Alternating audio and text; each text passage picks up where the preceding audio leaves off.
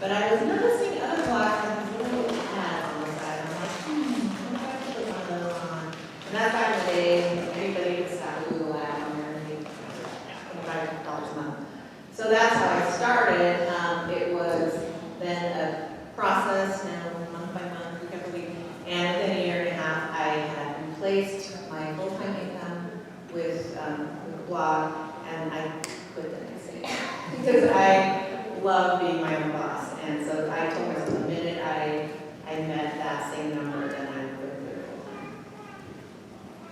So my blog's a little bit unique in that I always felt like I could never make money off of it. I couldn't make it popular. I tried everything because we started it a long time ago. And then we started leveraging Pinterest a little bit more. After I started making money, I started doing blogging income reports. And you can go to my blog, there's a blogging income tab. It gives my exact dollar amount dates. And pretty much we started doing it because I wanted to show that it was possible. They're not quite as detailed now just because I don't want to get audited. But, it goes from my first check from Google, because you have to make $100 through AdSense before you get a check, all the way up till I was close to 10,000 a few months ago. So you can read along with me. It'll just take you to the next post. But it's totally doable, and again, it does come with traffic. You have to have traffic to make money. So you don't have to have a ton of traffic to make money, but you have to have traffic. Like I said, I started my blog with the intention of hopefully making it something that would support our family in some way. I didn't know that it would, make it so my husband could stay home, but I just kind of started, and I read every possible thing I could about making money and getting traffic. And so, probably most of you here, are probably pretty computer savvy or internet savvy. So there's so much information out there. And I just kind of looked at the different things that I felt like I could do right away, like ads and affiliate stuff, and I just started putting them in, and as my traffic grew, my income grew with it. So, if you're starting your blog now, my recommendation is just to read everything you can, and there's a lot of bad information, but there's a lot of good information too. So for me, I started making money within a month, and I graduated in 2013, and we've never had jobs besides blogging since we graduated. Oh, we've had a job besides blogging since we've graduated. So I've been, I think, probably pretty good full-time income about a year and a half in. So like I said before, my blog was started just with the intent of being some sort of web journal. And I went along that way for several years. Then Blogger, which is an ad network, they contacted me at some point and asked if they could put ads up, and I was like, okay. So I had this Blogger ad sticking on my sidebar. I made $30, $40 a month, not to buy a shirt or something.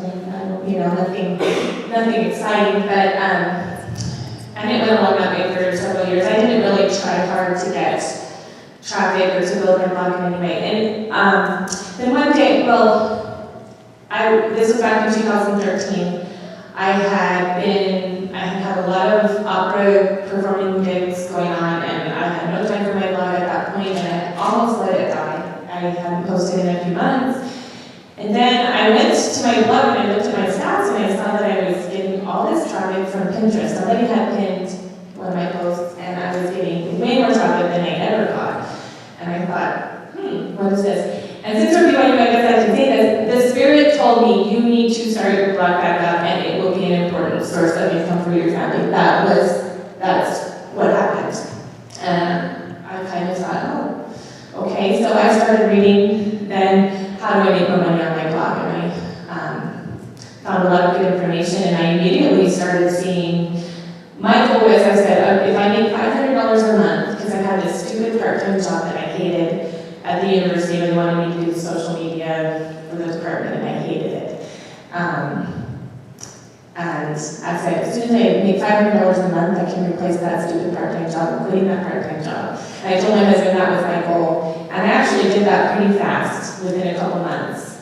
But then I had to wait until the end of the semester to quit. But and then it's just gone from there. And now I was able to quit my job as the professor part of my job too, which has been a real blessing to me. So. I will also say Laura pushed me. There was this Sunday we both had kids homesick, and we were messaging on Facebook, and she was like, "You need to do this with me." And I was like, "There's no way. We've been pushing these blogs forever." We were both at the point where we wanted to quit and just shut it down and be done. And I was like, "Fine, I'll try for a month." maybe She not. did. Pinterest, just for information, is by far the biggest traffic driver for any blogger. All of us. By far. Thank you, because that's, we're going to discuss that in just a minute. Jennifer has arrived. Hi. Please have a seat. Thank you. Oh, the Utah girl who got lost. Completely lost.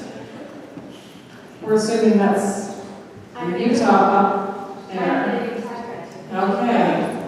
We're not holding that against you at all. I Okay. almost got my red shirt. I will quickly introduce Jennifer. Jennifer Day is a full-time mom of two, a part-time piano teacher, and full-time blogger. She also manages social media for the family business. She earned an English degree from the U and spent her time actively involved in student government and in the community. She has a passion for cooking, crafts, do-it-yourself, writing, family history, travel, and thankfully found an outlet in blogging that allows her to do and share everything she loves. Her blog, minddaylights.net, is her passion behind her faith and family. Welcome, Jennifer. It's good to have you here. So, as you ladies were talking just a minute ago, obviously the money part comes with followers. And so I'd like you to give us your best piece of advice for cultivating a loyal following, whether it's through social media or however else you do it. Help these folks understand what drives people to your site. Yes, let's let her start. All right, so a couple of things. I would say that social media is probably where I've gained my followers and my audience, especially like Instagram. Instagram's kind of where you can be more personal. And that's where I share a lot more of my personal life. I've had some struggles, I think we all have obviously, but through sharing my struggles, I've actually gained followers and an audience. We've had some problems with infertility, I have anxiety and stuff like that, and I've been pretty open about sharing that. And it's actually been really cool to have people contact me and say, hey, thank you for sharing that, I have this too. And so from that, from sharing my personal life, I've been able to kind of cultivate my brand and my audience that way. And then the other thing I think is consistency. So posting consistently on social media, all of them. I actually just started with Twitter more this year before I kind of ignored it, but now that I'm more consistent with it, it's been really fun. And especially with my blog, if people know that you're consistently posting and they know where they can come. Like blogs, I don't know if you guys addressed this already, but blogs have changed as in they no longer are, people don't go to them every single day to check. When I first started blogging, it was like every single day I was going and checking out my favorite blogs. People don't do that as much because of social media, especially Pinterest. They're kind of looking for what they want to see. But if they know that you're posting consistently, they will come back and find you. So if they know that you're doing it once a week or twice a week, they'll come and see what you're doing. And that's helped a lot because I used to not be very consistent. And once I started doing that, it started to grow more. So once or twice a week works for all of you? It does. No. Jill say no.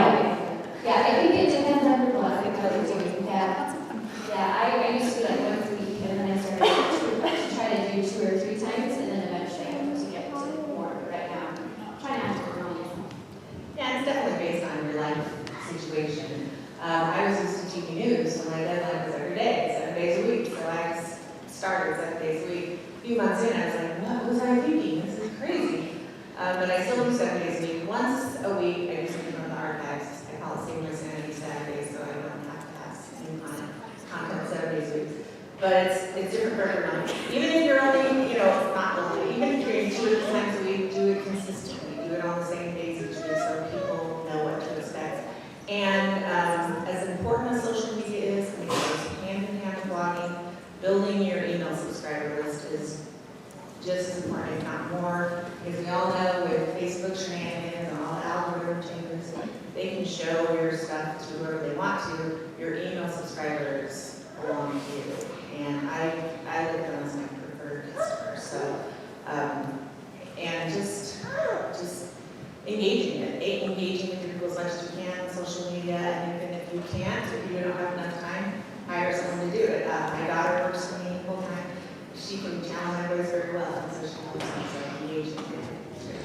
What social media do you use? Facebook, Pinterest, obviously, and Instagram. So Facebook, Pinterest, and Instagram. Pinterest and Facebook and Instagram. I don't know. Those are Kind of mainstays. a lot of bloggers have done Snapchat. I do.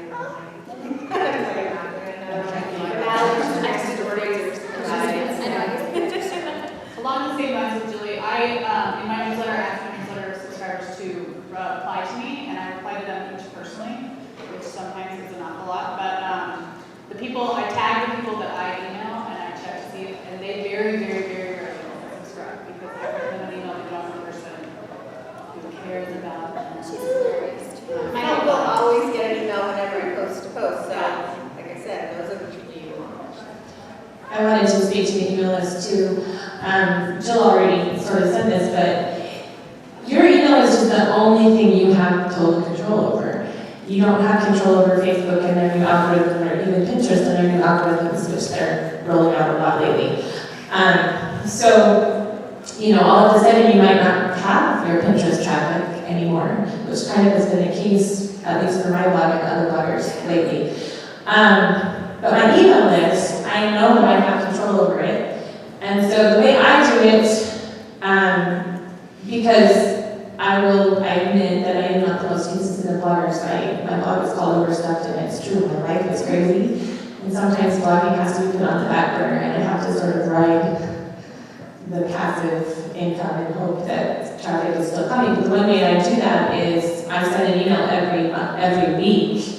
Every Wednesday, all of my subscribers get an email. And even if I didn't post something new that week, I pull out stuff from the archives and I bring it back up again and they click on it. And like Hillary said, when you're engaging with them, you're emailing them back. I get a lot of people emailing me, and so I always try to email them back as soon as I can. Or if they comment on Facebook and things like that, try to keep them engaged so that they know you're real. You're not just some faceless person behind the blog. And they really do appreciate that. They start to think of you as a friend. And I think that's the biggest thing in growing and maintaining a following. Yeah, I just want to echo what everyone else said about the newsletters, because social media, for me, is so up and down. On Pinterest a few weeks ago, my traffic dropped 50% overnight. And it kind of went back up eventually, but it was, Hillary can attest, it was a very stressful moment for me. Mom breathing. Hillary's great for many things like that. But it really made me realize that, you can't rely on anything else like Pinterest or Twitter, because, the newsletter is huge, and that's something I've been focusing a lot on lately. And I have a lot of different topics on my blog, so someone that comes from food, they might not want to, hear about all the nitty-gritty details of pregnancy. So I have a lot of segmented newsletters, and I've been finding that when I switched from doing a general newsletter to the segmented ones, my open rate went from 15% to 50% in some of them.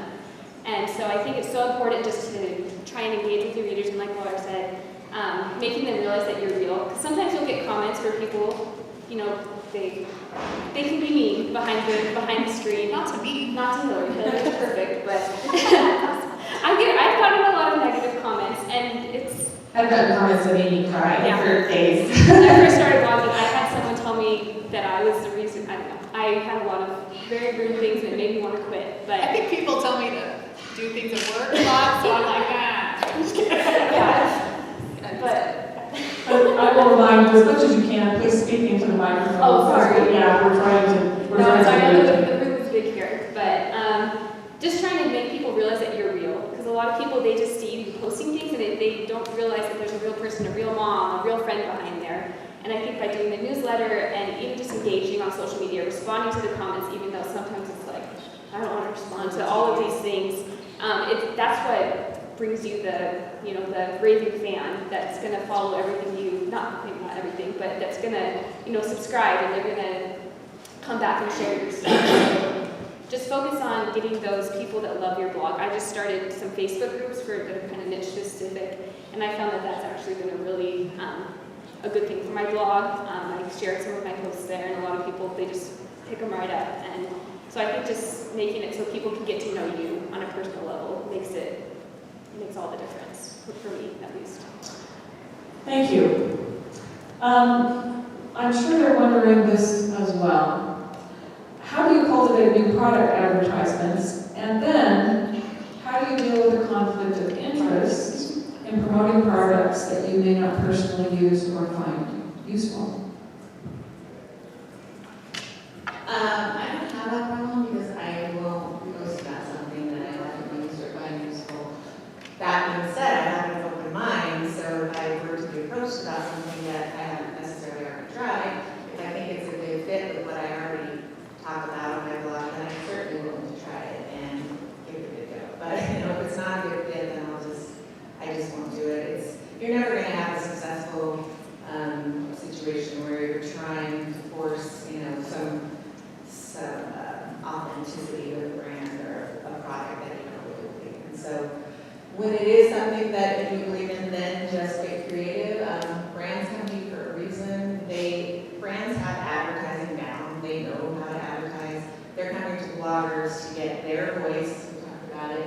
Voice is used a lot in this business. When I was meeting publishers for my book, they talked about voice. We like your voice. They talk about email lists and open rates. They want you to have your own platform that you can promote on. But yeah, brands are coming to you for a reason. Your voice and the way you can be creative with their product and the fact that you have loyal followers who will listen to what you have to say.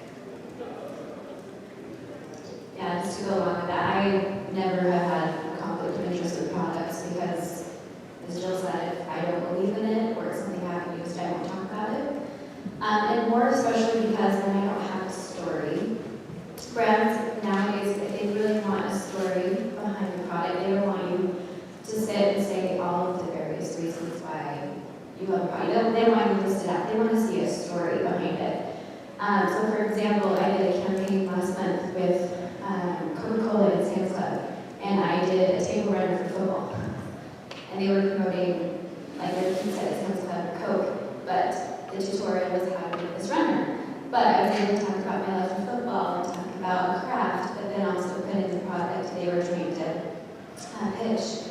And they actually ended up grabbing that and promoting that as a company, which was pretty cool. But again, it's because it's not just listing why you love something, it's finding that voice and that story, and that's really what they want. If you think about, have you ever gone to a post and you just went through it and it just sounded like you're reading a manual from the company itself? It's just not, it's not fun. You don't leave that post thinking, oh, I want to go out and buy this now. But if you hear a story, Heather has lots of fun stories on her blog, and she's able to weave that into it, and it makes you laugh, it makes you cry, and then you end up leaving.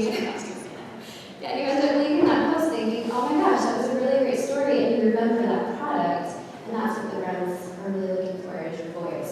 And then that also leads to more opportunities of working with brands in the future, as well as promoting your own products, if you ever do like a book or your own thing, then you've got that voice behind it, which you mentioned. I will say, I try and only go with products that I endorse, but sometimes you're working with a company and you write the post and it's amazing and they send it back as an ad. And they're like, yeah, you're going to post it. And so, trial and error, you have to post it, you've got to be in agreement with them, it is what it is, move on, and I don't work with that company again.